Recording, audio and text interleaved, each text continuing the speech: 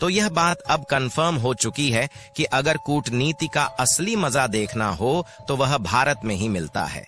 दरअसल इस समय रूस के द्वारा ब्रिक्स का 16वां शिखर सम्मेलन होस्ट किया जा रहा है, जिसमें भारत, रूस और चीन के साथ साथ बाकी के भी सभी सदस्य देश शामिल हुए हैं।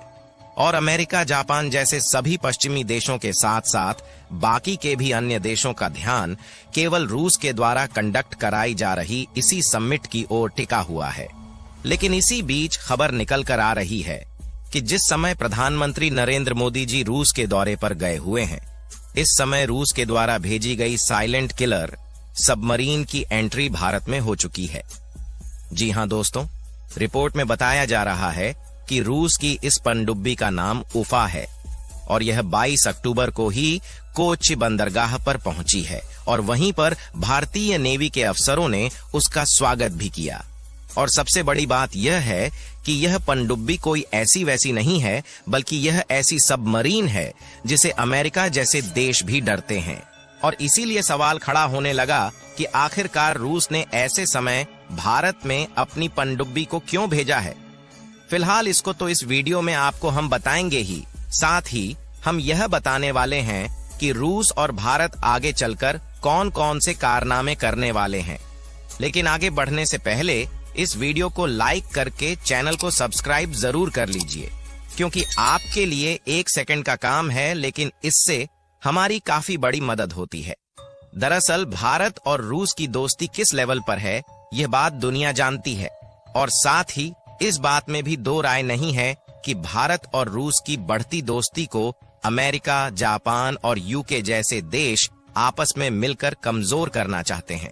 क्योंकि इन देशों को मालूम है कि अगर इसी तरीके से भारत और रूस की दोस्ती बढ़ती रही तो आने वाले कुछ सालों में रूस और भारत की पावर काफी ज्यादा बढ़ जाएगी और यह देश पश्चिमी देशों पर की भारी पड़ने वाले हैं। क्योंकि आज के समय भारत दुनिया की 5वीं सबसे बड़ी अर्थव्यवस्था वाला देश है और अनुमान के मुताबिक कुछ ही सालों में भारत की यह पोजीशन 5वें नंबर से 3रे नंबर पर आ जाएगी। इसलिए पश्चिमी देशों का मानना है कि भारत का झुकाव रूस की बजाय अमेरिका और जापान जैसे पश्चिमी देशों की तरफ ही बना रहे। हालांकि भारत भी पश्चिमी देशों के साथ एक बहुत बड़े लेवल पर व्यापार करता है और भारत भी इससे दूरियां नहीं बनाना चाहता। लेकिन हाल ही में जब अमेरिका में UNSC यानी कि यूनाइटेड नेशन सिक्योरिटी काउंसिल की मीटिंग हुई थी, तो उसमें भारत को परमानेंट मेंबर बनाने और वीटो पावर देने की मांग दुनिया के लगभग सभी देशों ने की। और लगभग सभी देशों ने यह बात सामने रखी कि यूनाइटेड नेशन में बदलाव होना चाहिए और भारत, जो कि दुनिया की सबसे तेजी के साथ बढ़ती हुई अर्थव्यवस्था वाला देश है, इसे भी वीटो पावर देना चाहिए। यह बात पिछले महीने की है, जब यूनाइटेड स्टेट ने भी भारत के समर्थन में अपना बयान दिया, लेकिन वाकई में इन्हें अंदर से शायद यह मंजूर नहीं था। लेकिन यूनाइटेड नेशन खुद उसमें बदलाव नहीं करना चाहता और भारत को ही वीटो पावर देने के लिए तैयार नहीं है। यानी कि यह बात साफ है कि यूनाइटेड नेशन खुद भारत को आगे बढ़ता हुआ देखना ही नहीं चाहता। लेकिन अब जब रूस के द्वारा ब्रिक्स की समिट हर बार की अपेक्षा इस बार बेहतरीन तरीके से कराई जा रही है, तो पश्चिमी देशों को अंदर से मिर्ची लग रही है। और इस बात को हम खुद नहीं कह रहे हैं, बल्कि इसका दावा ऑलरेडी कई रिपोर्ट में किया जा चुका है। अगर आपको नहीं मालूम तो बता दे कि ब्रिक्स का मतलब है ब्राजील, रसिया, इंडिया, चाइना और साउथ अफ्रीका। ब्रिक्स जैसे मजबूत संगठन को बनाने का सपना भारत और रूस ने साल 2009 में देखा था और उसी समय रूस और भारत के साथ इस संगठन में ब्राजील, चीन और साउथ अफ्रीका को भी शामिल किया गया, क्योंकि यह देश तेजी के साथ अपनी अर्थव्यवस्था को विकसित कर रहे थे। वैसे तो ब्रिक्स जैसे संगठन को मजबूत बनाने और आगे बढ़ाने की जिम्मेदारी रूस ने ले रखी थी, क्योंकि रूस पहले का सुपर पावर हुआ करता था और विकासशील देशों की ताकत को बाकी के देशों ने नहीं समझा, तो उसे रूस ने समझा और यहीं पर भारत के साथ साथ बाकी के तीनों विकासशील देशों को ब्रिक्स जैसा संगठन मिला, जिसके बलबूते आगे बढ़ सकते थे। उस समय कहा जाता था कि विकासशील देशों का संगठन विकसित देशों पर भारी पड़ेगा और आज उसका परिणाम आपके सामने है।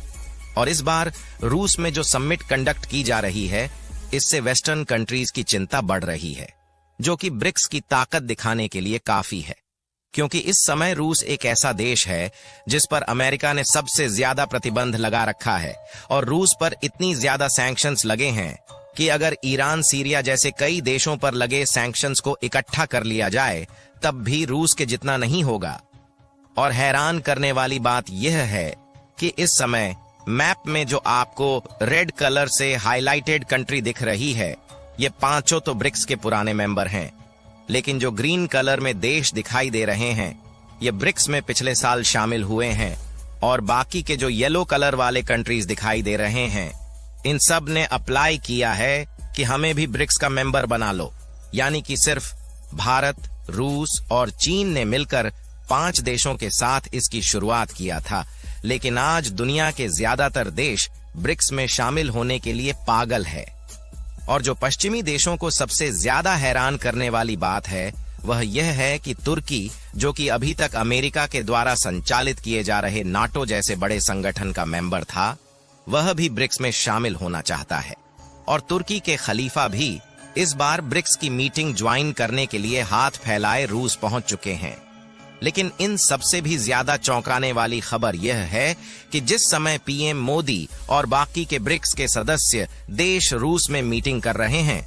इस समय रूस के द्वारा भारत में भेजी गई सबमरीन के पहुंचने की खबर आती है। बताया जा रहा है कि यह एक साइलेंट किलर सबमरीन है जिससे अमेरिका जैसे देश भी डरते हैं, क्योंकि इसका सामना अमेरिका जैसे देशों के बड़े बड़े डिफेंस हथियार भी नहीं कर पाते। वैसे देखा जाए तो इसके पहले भी अगस्त के महीने में रूस के युद्धपोत कुछ मिशन के लिए भारत में आए हुए थे, लेकिन इस बार जो सबमरीन की डॉकिंग हुई है वह ऐसे समय हुई है जिस समय इंडिया के प्राइम मिनिस्टर व्लादिमीर पुतिन से मुलाकात कर रहे हैं। इसीलिए इस खबर ने दुनिया के सामने एक नया सवाल खड़ा कर दिया है कि आखिरकार रूस ने भारत में सबमरीन क्यों भेजा है। तो आपको बता दें कि इस बात की जानकारी का खुलासा एक्स पर की गई एक पोस्ट द्वारा मिला, जिसमें यह बताया जा रहा है कि दोनों देशों के बीच समुद्री क्षेत्र की रक्षा को बढ़ाने के लिए सहयोग अभी भी जारी है और उसी के मकसद से यह सबमरीन रूस से भारत आया है। यानी कि एक तरफ जहां चीन ब्रिक्स संगठन में शामिल हुआ है, वहीं हिंद महासागर में चीन के बढ़ते वर्चस्व से बचने के लिए रूस भारत का साथ दे रहा है और दोनों देश मिलकर हिंद प्रशांत क्षेत्र की रक्षा और भी मजबूत करने वाले हैं। और अगर दुनिया की सबसे ताकतवर सबमरीन भारत की रक्षा में सहयोग कर रही है तो जाहिर सी बात है कि हिंद प्रशांत क्षेत्र में चीन की उछल कूद पानी में मिलने वाली है। फिलहाल रूस की मदद से भारत और चीन के बीच में भी रिश्ते धीरे धीरे मजबूत हो रहे हैं और दुश्मनी खत्म हो रही है। उसके बारे में आप क्या कहना चाहेंगे? अपनी राय कमेंट में जरूर बताएं और इस वीडियो को एक लाइक करके अपने मित्रों तक शेयर जरूर करें।